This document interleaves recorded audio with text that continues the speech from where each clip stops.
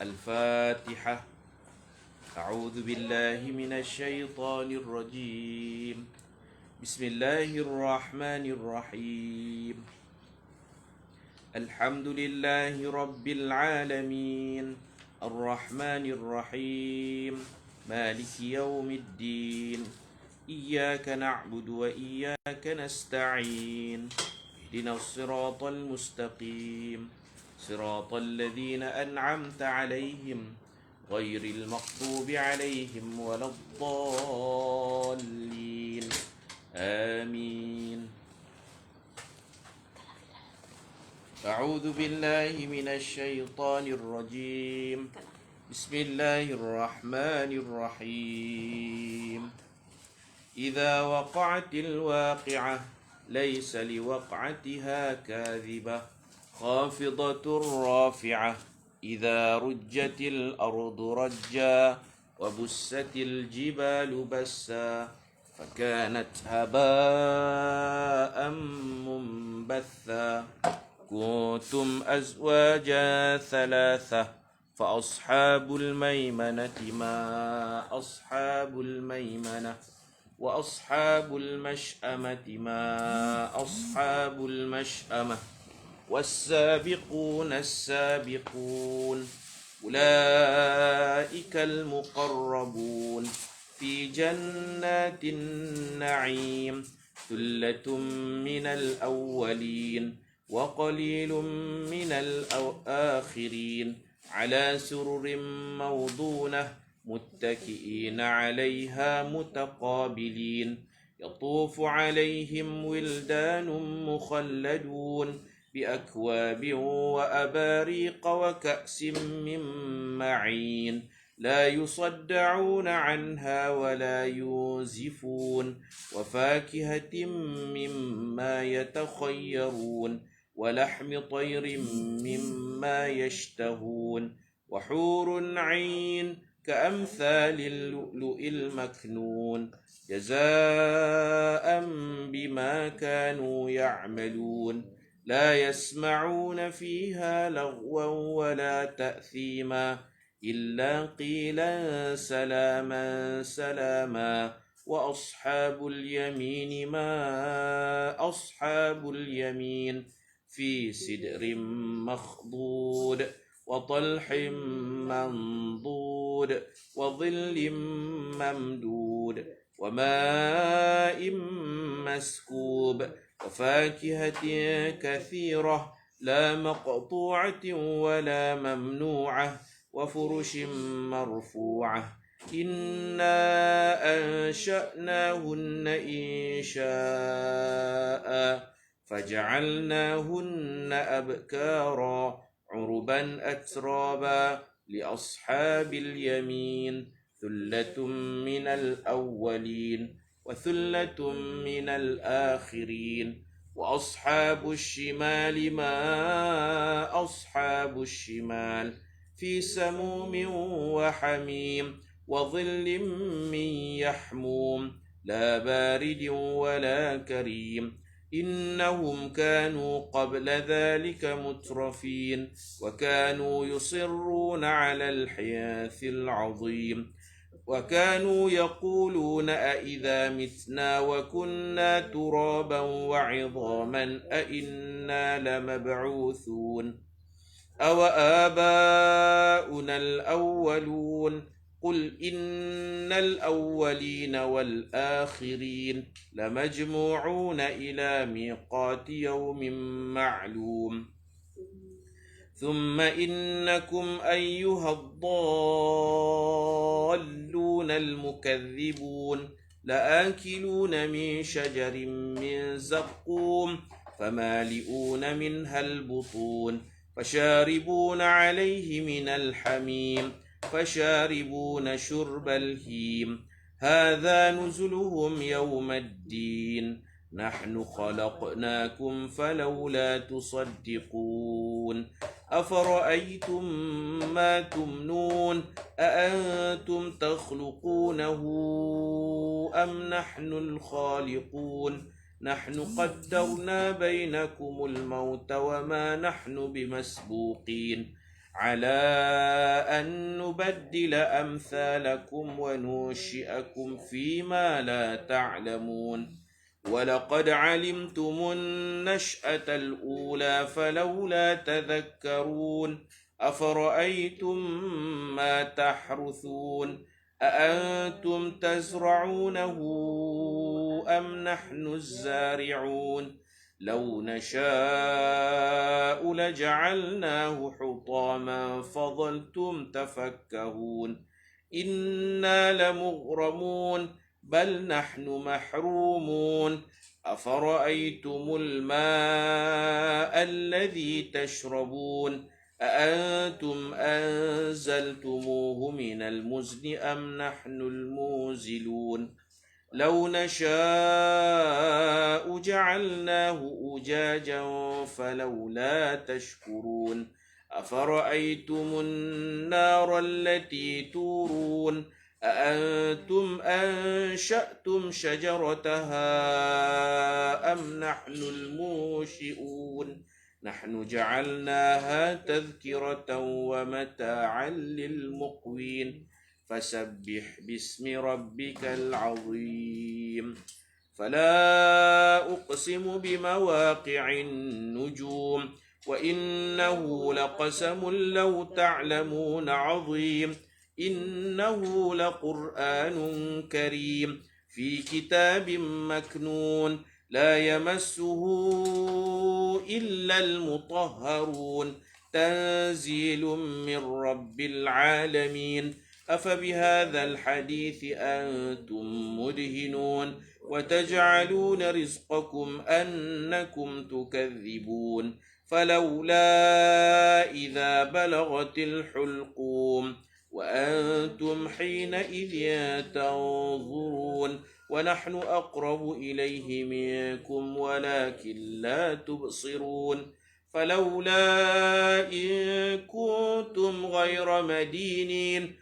ترجعونها إن كنتم صادقين فأما إن كان من المقربين فروح وريحان وجنة نعيم وأما إن كان من أصحاب اليمين فسلام لك من أصحاب اليمين وأما إن كان من المكذبين الضالين فنزل من حميم وتصلية جحيم إن هذا لهو حق اليقين فسبح باسم ربك العظيم سبحان ربي العظيم بسم الله الرحمن الرحيم الحمد لله رب العالمين والصلاة والسلام على أشرف الأنبياء والمرسلين وعلى آله وصحبه أجمعين اللهم صن وجوهنا باليسار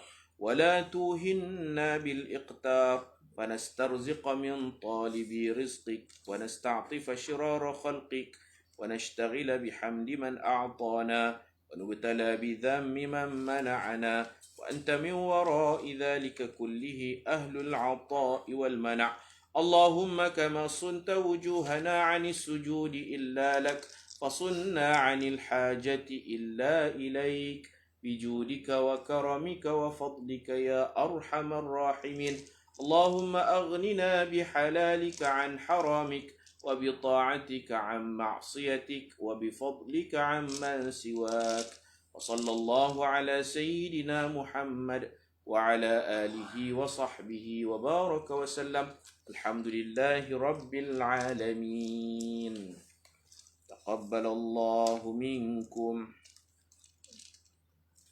Kita sambung dengan doa pemelihara diri, muka surat 118. Bismillahirrahmanirrahim. 118, doa pemelihara diri atau disebut sebagai doa Sayyidina Abu Darda.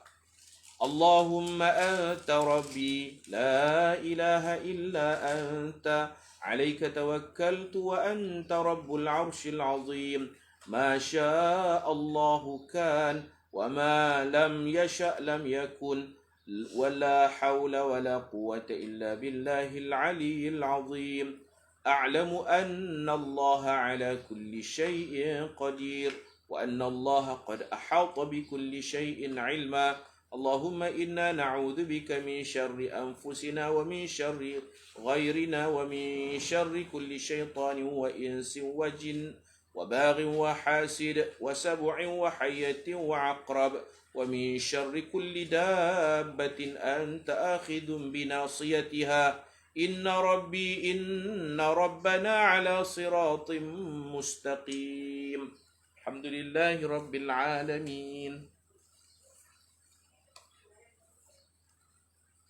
Satu lagi doa fajar.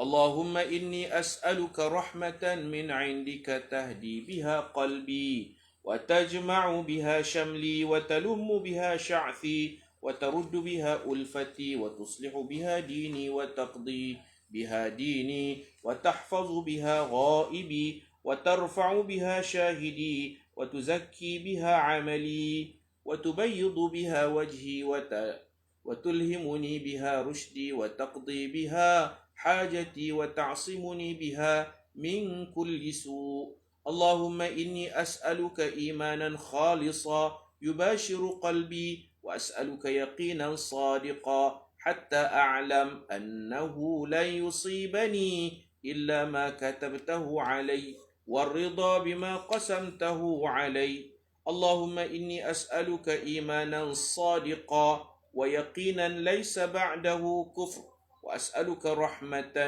أنال بها شرف كرامتك في الدنيا والآخرة اللهم إني أسألك الصبر عند القضاء والفوز عند اللقاء ومنازل الشهداء وعيش السعداء والنصر على الأعداء ومرافقة الأنبياء اللهم إني أنزل بك حاجتي وإن ضعف رأيي وقلت حيلتي وقصر عملي وافتقرت إلى رحمتك فأسألك يا قاضي الأمور ويا شافي الصدور كما تجير بين البحور أن تجيرني من عذاب السعير ومن فتنة القبور ومن دعوة الثبور اللهم وما ضعف عنه رأيي وقصر عنه عملي ولم تبلغه نيتي أو أمنيتي من خير وعدته أحدا من عبادك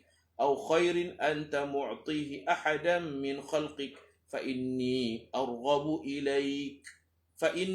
أرغب إليك فيه وأسألكه يا رب العالمين اللهم اجعلنا هادين مهتدين غير ضالين ولا مضلين حربا لأعدائك وسلما لأوليائك نحب بحبك من أحبك من الناس ونعادي بعداوتك من خالفك من خلقك اللهم هذا الدعاء وعليك الإجابة وهذا الجهد وعليك التكلان وإنا لله وإنا إليه راجعون ولا حول ولا قوة إلا بالله العلي العظيم اللهم يا ذا الحبل الشديد والأمر الرشيد أسألك الأمن يوم الوعيد والجنة يوم الخلود مع المقربين الشهود والركع السجود الموفين لك بالعهود إنك رحيم ودود وأنت تفعل ما تريد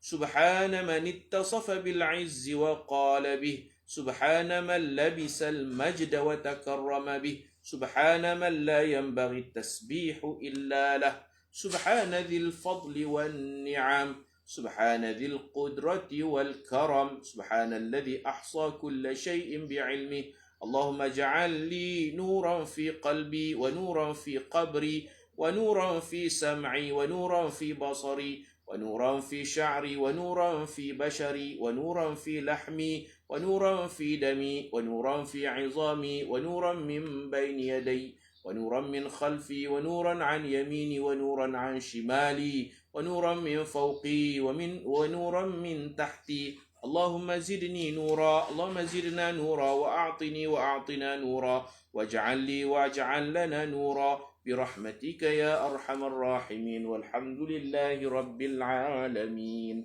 تقبل الله منكم. Alhamdulillah wassalatu wassalamu ala Rasulillah wa ala alihi wa sahbihi wa mawalah. Subhanallahi wa bihamdihi adada khalqih wa ridha nafsih wa zinata arshih wa midada kalimatih.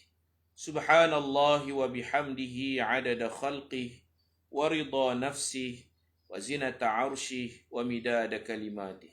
Subhanallahi wa bihamdihi adada khalqih wa ridha nafsih wa zinata arshih wa midada kalimatih. Allahumma anta rabbi la ilaha illa anta khalaqtani wa ana abduka wa ana ala ahdika wa wa'dika mastata'tu a'udzu bika min syarri ma sana'tu abu'u laka bi ni'matika alayya wa abu'u bi dhanbi faghfir li fa innahu la yaghfiru dhunuba illa anta. Alhamdulillah, kita sambung hadis ke-31. Tadi saya baca kitab Bekal Akhirat, ada doa keselamatan diri, doa selamat dan juga doa surah Al-Waqi'ah. Kemudian ini kitab selawat-selawat dan dalam ni ada doa fajar yang Nabi baca setiap pagi. Ini kitab Zadul Khairat. Kalau tuan-tuan ada kitab ni, kita boleh baca sama-sama. Sebab Nabi baca ni personal, guna dhamir aku, saya. Jadi kalau saya baca, tuan-tuan Amin tu tak kena, tuan-tuan juga, tuan-tuan dan perempuan juga. Patutnya kita baca sama-sama. Baca serentak bersama saya. Jadi siapa yang nak dapatkan kitab ni bagus ni. Dia ada selawat tafrijiyah, selawat munjiyah, selawat syifa azimiyah, sekali dengan terjemahan. Ada Arab, ada Melayu. Dan diberi hadiah minyak wangi sekali. Saya tolong jual lah. Ini Ustazah Zaidatul, orang Sepang, Sirajul Munir, Sepang. Salah seorang penuntut Ma'had Dirang dan menyambung pengajian di Syria juga. Pangkat kakak-kakak kami lah, senior kami. Di dalam ni ada bermacam-macam amalan-amalan kerohanian, amalan-amalan selawat dan juga doa Nabi. Kita pilih doa fajar. Doa fajar ni elok baca lepas sembahyang sunat subuh dan boleh baca pada bila-bila masa, terutamanya di waktu pagi. Kalau siapa nak beli Bekal Akhirat, Zadul Khairat, dan yang ni diberi hadiah. Dalam ni ada minyak wangi kecil ya. Saya boleh postkan insya-Allah. Semua sekali ni RM30 lah. Sekali post semua, 2 buah buku, sekali dengan minyak wangi ni, RM30. Kalau tuan-tuan nak berzikir, nak berdoa, nak sama-sama beramal, sama-sama baca, sama-sama insya-Allah. Bismillahirrahmanirrahim. Hadis ke-31, memerdekakan hamba. Sekarang tak ada hamba dah. Sekarang tak ada hamba. Kita nak merdeka hamba macam mana? Kita baca je lah. Nak ambil berkat kitab ni. Antara amalan yang besar, pahalanya ialah memerdekakan hamba. Sebab tu dalam Islam, banyak kesalahan Allah Ta'ala denda orang yang buat salah ni dengan memerdekakan hamba. Sebab memerdekakan hamba ni pahalanya sangat besar.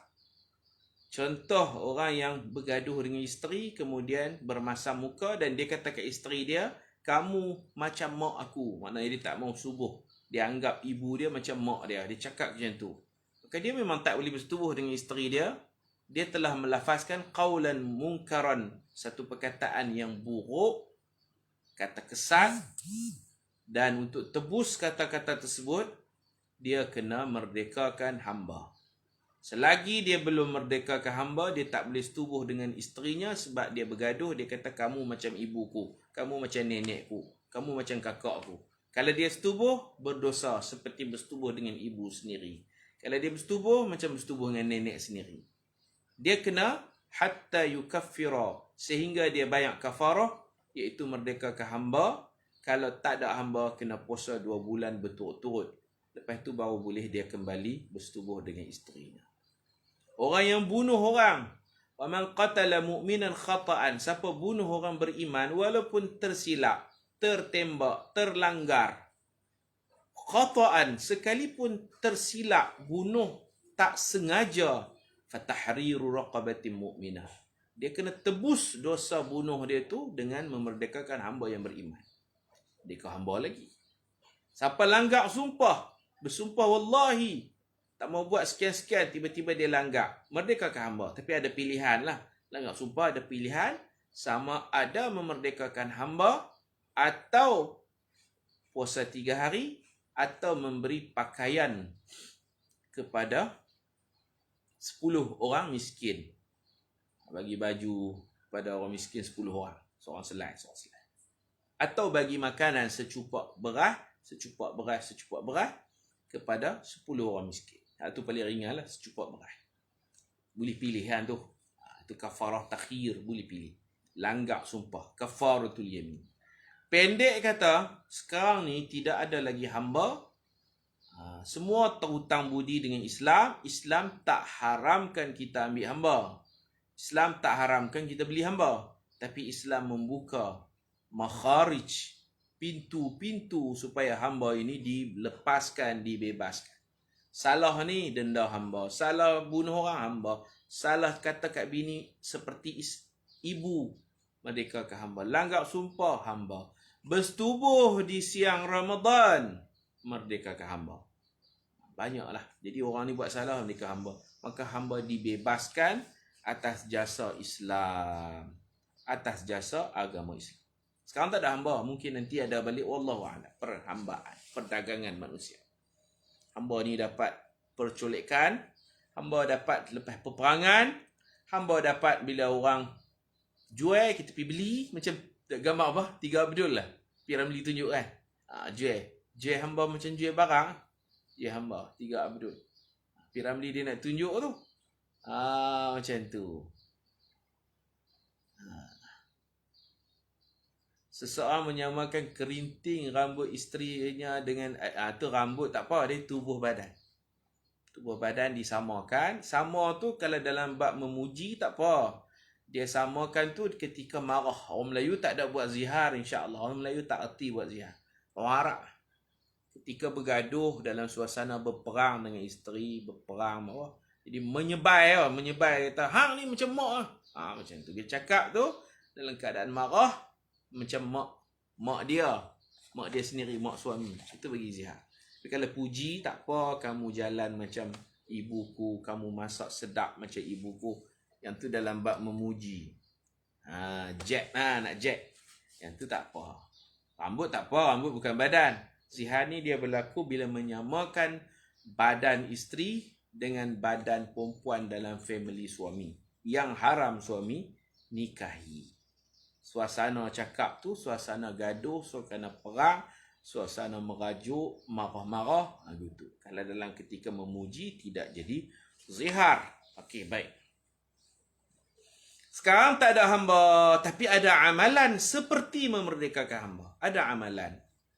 Siapa sebut la ilaha illallah wahdahu la syarikalah, lahul mulku wa lahul hamd wa huwa ala kulli syai'in qadir. Kalau disebut yuhyi wa yumit pun boleh, panjang lagi. Yuhyi wa yumit wa huwa ala kulli syai'in qadir. Kalau tak sebut yuhyi wa yumit pun tak apa, nak shortcut. Dalam hadis sebut boleh kita ringkaskan. La ilaha illallah wahdahu la syarikalah, lahul mulku wa lahul hamd wa huwa ala kulli syai'in qadir.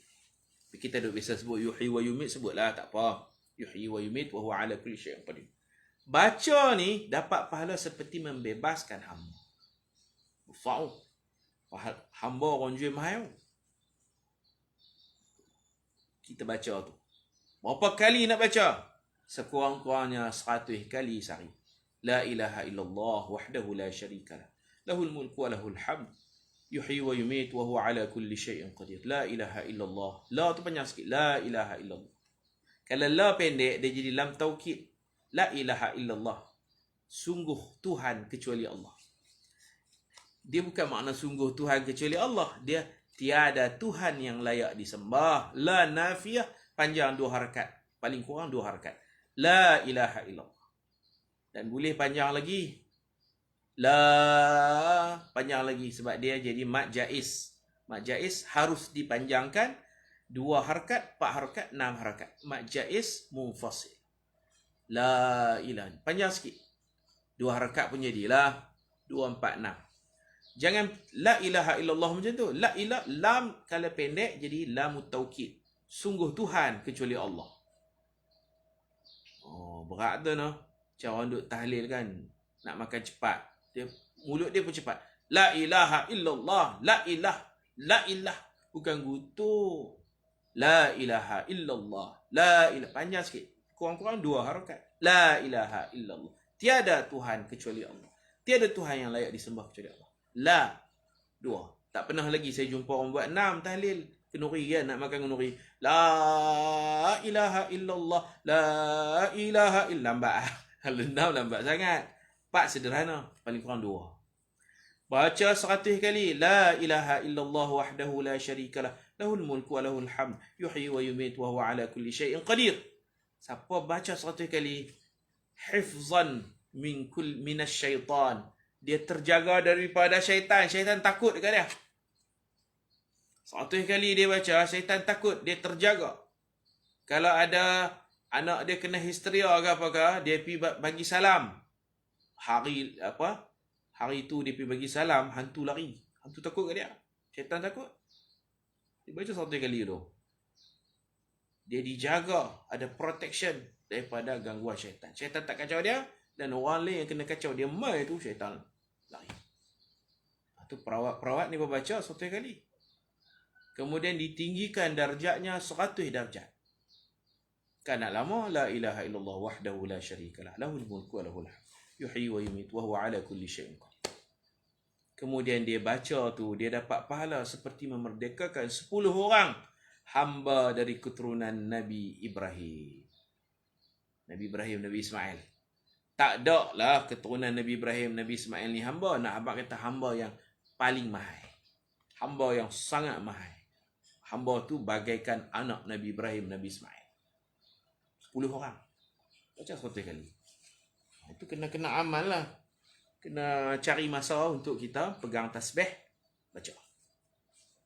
Dapat pahala seperti memerdekakan 10 orang. Allahu Akbar. Besar pahala tu.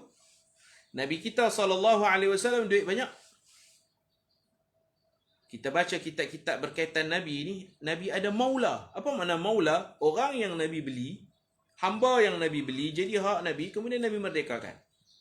Beli jadi hak Nabi dulu, lepas tu Nabi merdekakan. Mana? Hamba Nabi lah. Bila Nabi beli, hamba Nabi yang Nabi merdekakan. Maula Rasulillah. Ada yang nama Thauban. Macam-macam nama lah. Maula Rasulillah. Bekas hamba yang dibebaskan oleh Rasulullah SAW. Isteri Nabi Sayyidatuna Aisyah juga banyak membebaskan hamba. Orang berduit ni boleh bebas hamba. Tu tanda kata Nabi ada banyak duit. Nabi berduit. Pak Mentua Nabi Sayyidina Abu Bakar As-Siddiq juga ramai hamba yang dia beli jadi hamba dia, kemudian dia bebaskan antaranya Sayyidina Bilal bin Rabah Al-Habsyi. Dibeli oleh Sayyidina Abu Bakar jadi hamba Sayyidina Abu Bakar Sa'd, jadi hamba Sa'd, kemudian Sayyidina Abu Bakar bebaskan. Pahala membebaskan hamba ini kita tak mampu buat sekarang ini.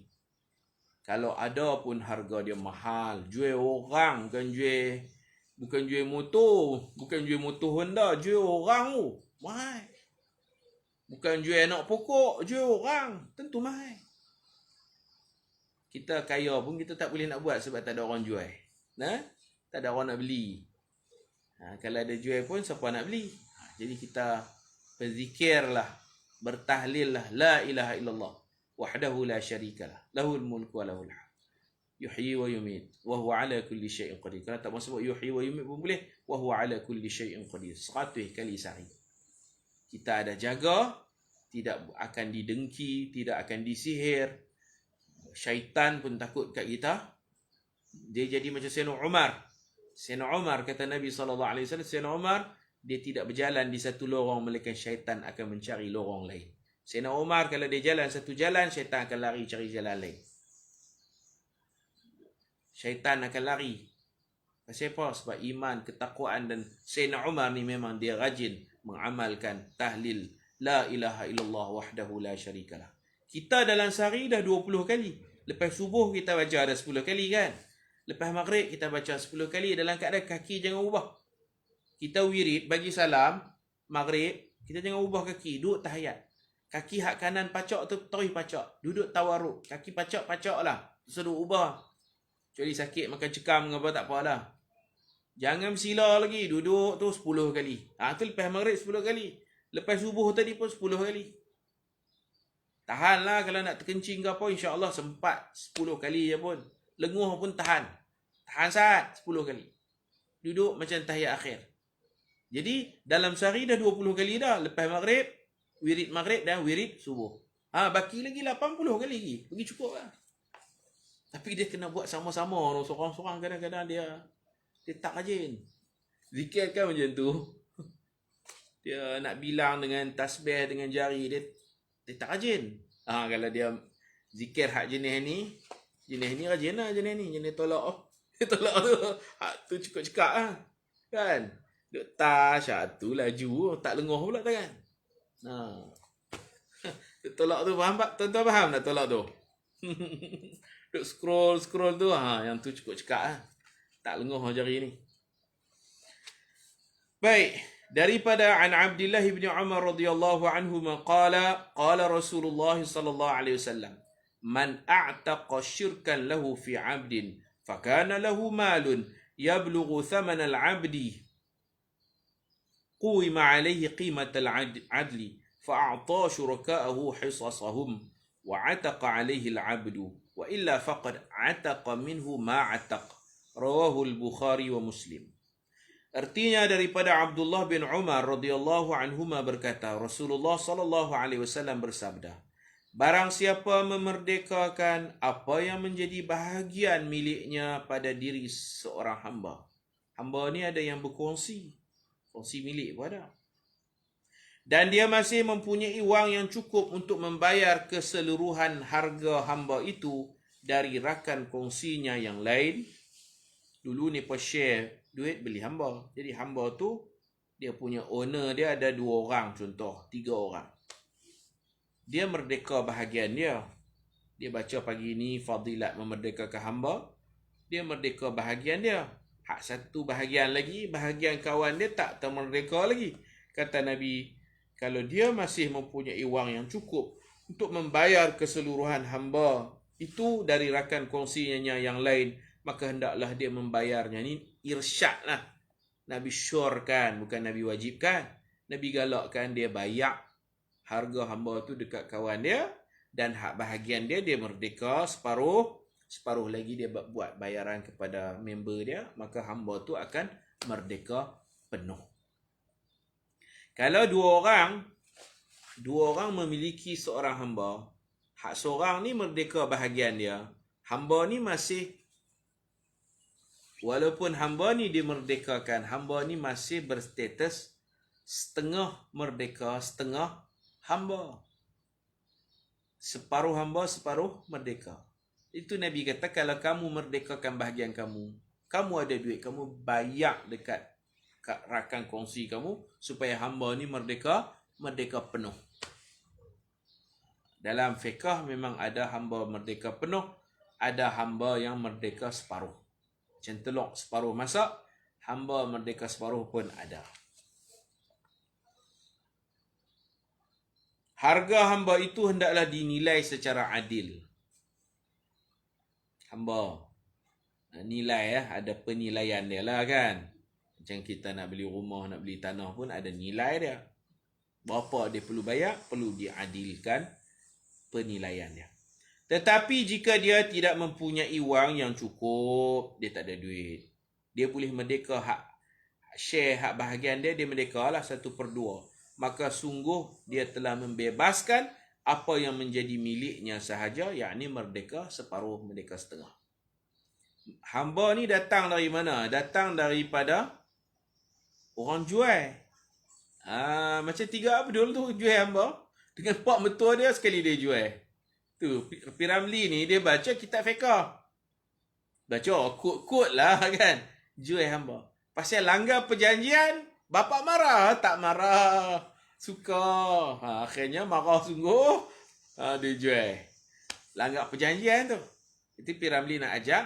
Perjanjian bertulis, hitam putih. Janji mulut je tak jadi. Ada lawyer. Ada tuan penasihat. 25% kan. Penasihat jahat. Penasihat yang jahat.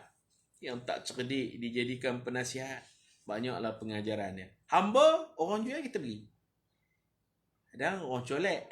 Daripada kecil lagi dicolek. Macam Sayyidina Zaid bin Harisah, dia tak kenal mana mak mana ayah dia. Daripada kecil-kecil lagi. Orang jahat lah. Orang masuk kampung dia, tangkap dia, jual. Daripada kecil. Sayyidina Zaid bin Harisah. Dulu kalau di Mekah ni, orang kulit hitam lah, orang Afrika banyak jadi hamba. Sayyidina Bilal, orang kulit hitam. Barakah Ummu Aiman, pengasuh Nabi. Ummu Aiman pengasuh Nabi. Dia pun Al-Habsyi, orang Habsyah, orang Afrika. Afrika banyak ni apa? Jual di Mekah zaman Nabi. Tapi Sayyidina Zaid ni dia bukan orang Afrika. Dia orang handsome, putih, segak.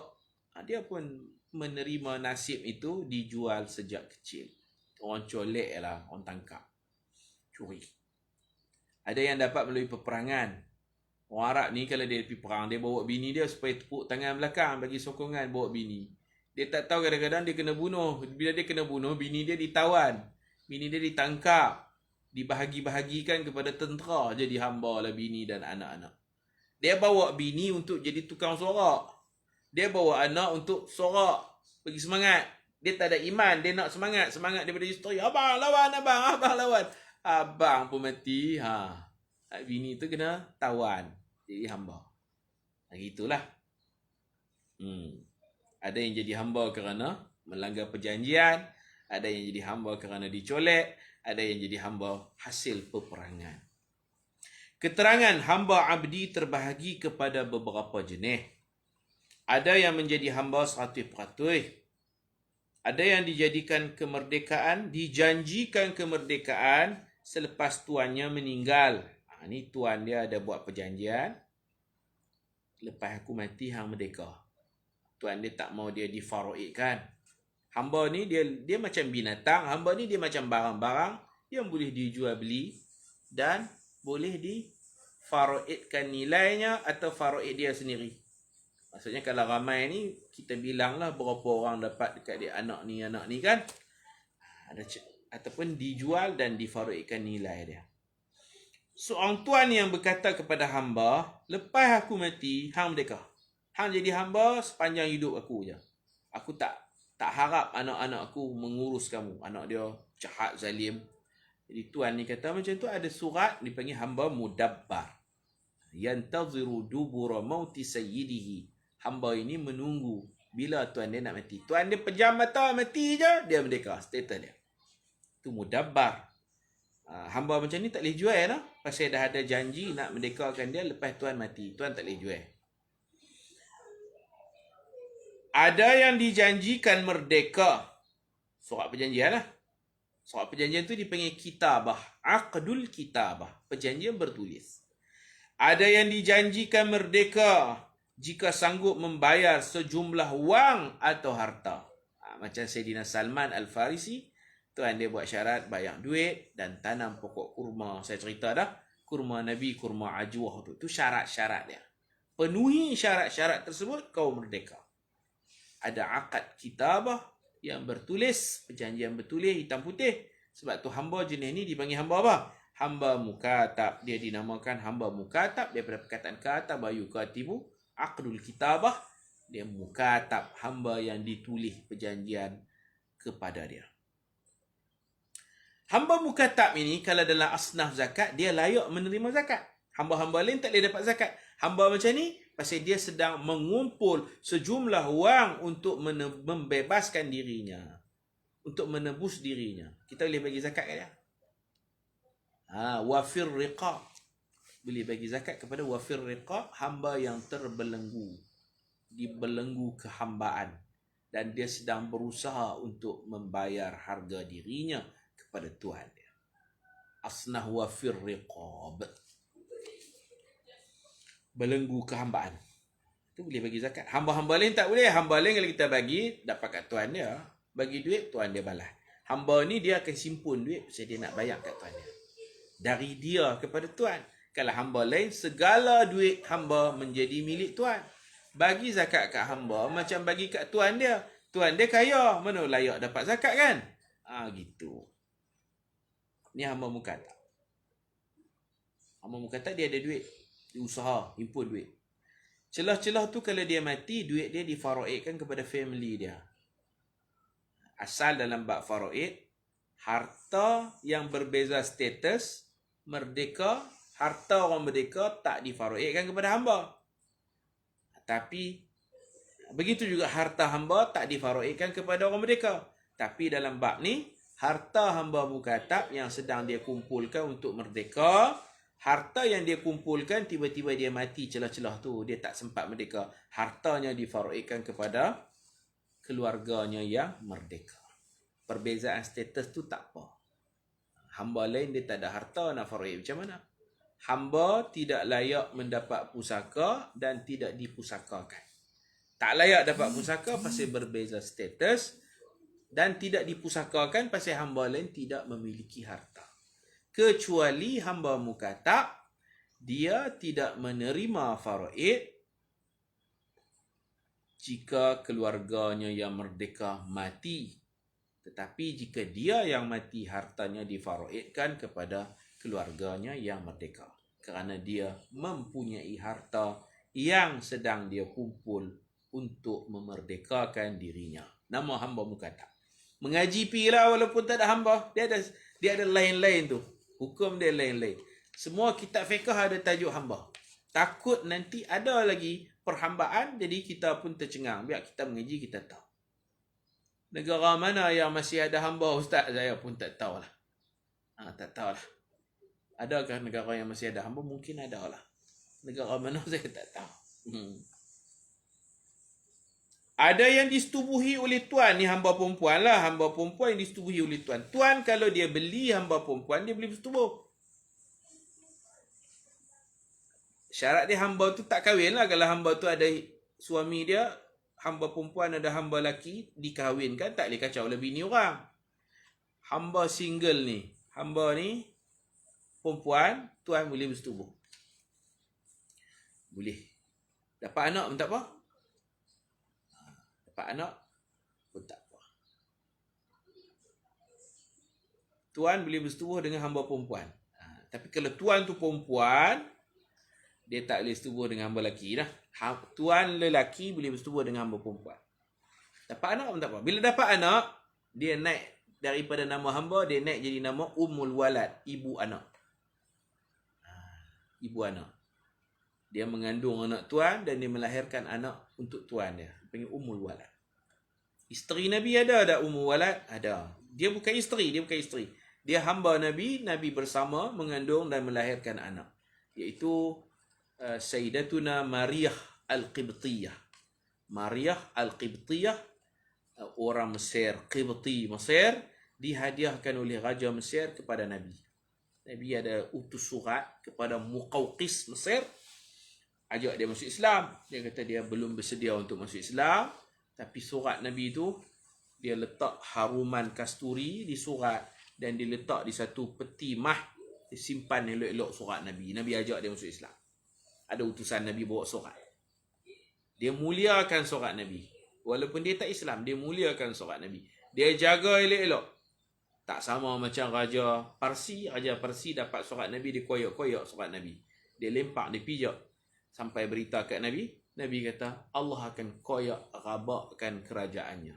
Anak beranak dia bunuh dia sendiri kerana nak merebut takhta.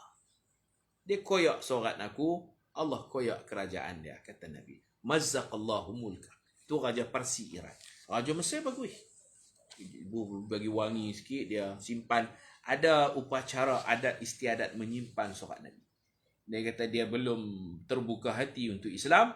Dia layan tu. Sebelum utusan Nabi nak balik, dia bagi 2 orang hamba perempuan. Seorang nama Maryah Al-Qibtiyah, seorang lagi nama Sherin atau Sirin. Boleh sebut Shin, Sherin atau Sirin. Dan dia bagi juga Bagol. Bagol ni kacukan kuda dengan kaldai. Kuda dikawinkan dengan kaldai, dapat anak nama Bagol. Haram dimakan, tapi boleh ditunggangi. Bagol. Piramli pun ada sebut juga. Bodoh macam bagal. Dia tahu tu bagal tu. Dia kata bagal tu bagol lah. Wal bighal. Dalam Quran ada sebut bighal, jamak dia. Apa ni? Kuda kahwin dengan kaldai. Kuda jantan kaldai betina ke.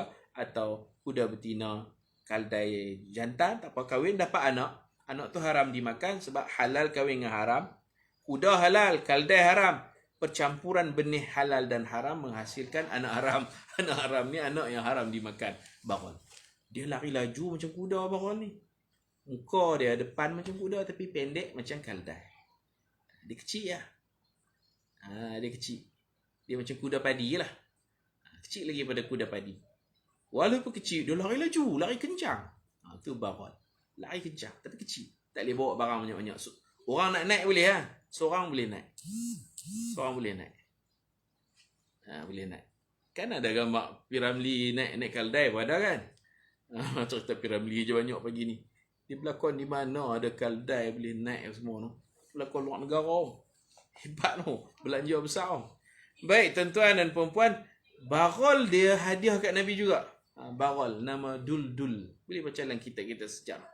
Raja Mesir ni bagi Duldul. Seekor bagol Nabi. Dan dia bagi juga himar. Kaldai hat tak kacuk pun dia bagi juga. Kaldai hat tak kacuk pun dia bagi juga. Nama apa? Allahumma salli ala sayyidina. Saya tak ingat lah. Tapi adalah dalam kitab-kitab sirah akan diceritakan. Hak ni Nabi dapat orang bagi hadiah. Jadi Maryah Al-Qibtiyah ni mengandung anak Nabi, melahirkan anak Nabi, dan Nabi kata, aku namakan dia Ibrahim. Pasal teringat cerita Nabi Ibrahim dapat hadiah juga daripada Raja Mesir, iaitu isteri Nabi Ibrahim Hajar kan. Kata Nabi Muhammad, wulidali lailatan, semalam isteriku telah melahirkan anak lelakiku. Nabi cakap macam tu. Semalam isteri, bukan isteri dah, jariah. Waladat jariyati gulaman. Jariah aku, hamba perempuanku, Maryah Al-Qibtiyah ni, telah melahirkan seorang anak lelaki. Semalam. Samaituhu Ibrahim. Aku namakan dia Ibrahim kerana teringat kisah Nabi Ibrahim. Banyak benda yang kita petik daripada sini. Nak buh nama anak, tak perlu tunggu hari ke-7. Lahir-lahir terus buh nama, tak apa.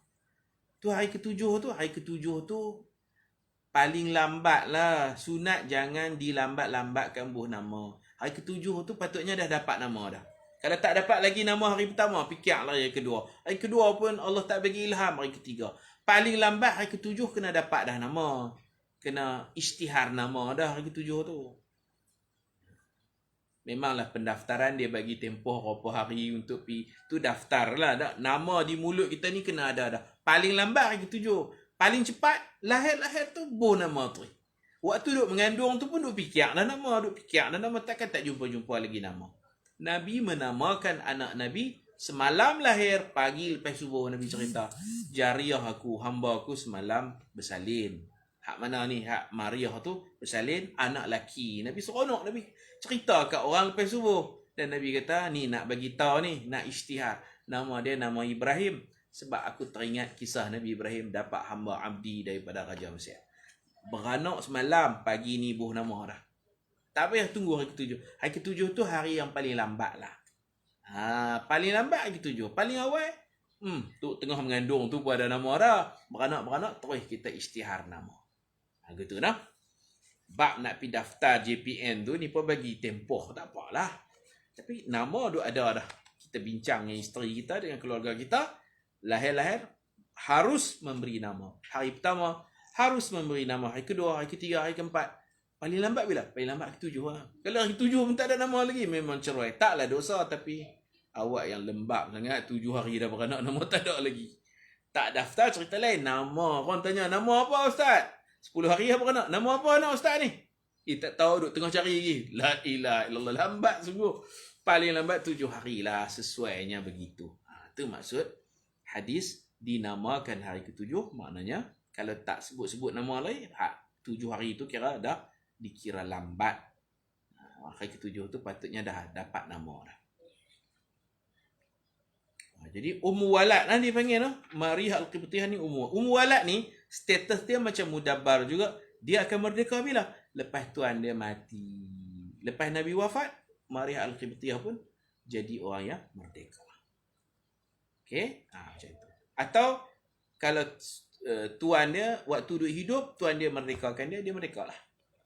Tuan dia merdekakan dia merdeka. Kalau tuan dia tak merdeka, lepas tuan mati dia akan merdeka sebab dia mengandung dan melahirkan anak tuan. Anak tu memang merdeka. Anak memang ikut bapa, lahir merdeka. Ibu masih dipanggil hamba atau bahasa yang lebih sopan dipanggil Ummul Walad. Dia dinamakan Ummu Walad, dia akan merdeka sebaik saja tuannya meninggal dunia.